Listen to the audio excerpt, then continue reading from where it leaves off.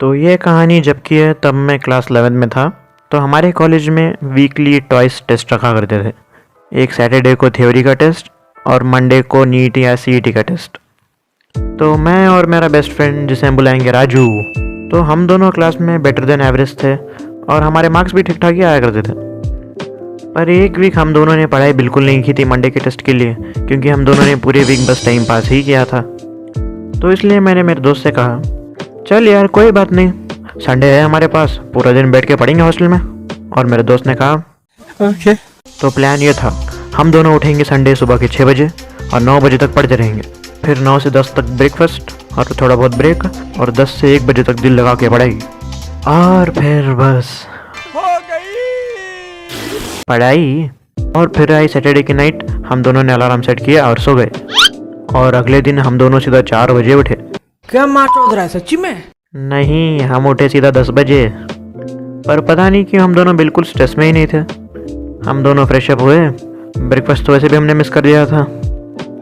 हम लोगों के पास कुछ बिस्किट्स थे, जिनको कुछ थोड़ा बहुत खा पी के हम दोनों स्कूल की बिल्डिंग जो कॉलेज से अटैच थी उसी के किसी क्लास में जाके बैठ गए। और माँ कसम इतनी सीरियस से पढ़ाई की, हम सीधा 2 बजे उठे और हम दोनों ने जो कुछ भी सिलेबस था टेस्ट के लिए उसे पूरा चाट दिया था, मतलब पूरा पढ़ लिया था। तो पढ़ने के बाद हम दोनों ने सोचा कि चलो थोड़ा क्लास को भी एक्सप्लोर करते हैं। तो हम दोनों शुरू हो गए क्लास का चप्पा चप्पा छानने, और हम लोगों को मिले कुछ गंदे डस्टर्स और कुछ चॉक पीसेस।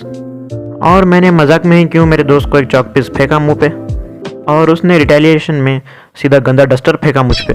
फिर क्या हो गई भसड़ शुरू। हम दोनों पागलों की तरह एक दूसरे पे डस्टर्स और चॉक पीस फेंक रहे थे और मैंने रख के उसके मुंह पे एक डस्टर फेंका और उसका पूरा मुंह सफ़ेद हो गया।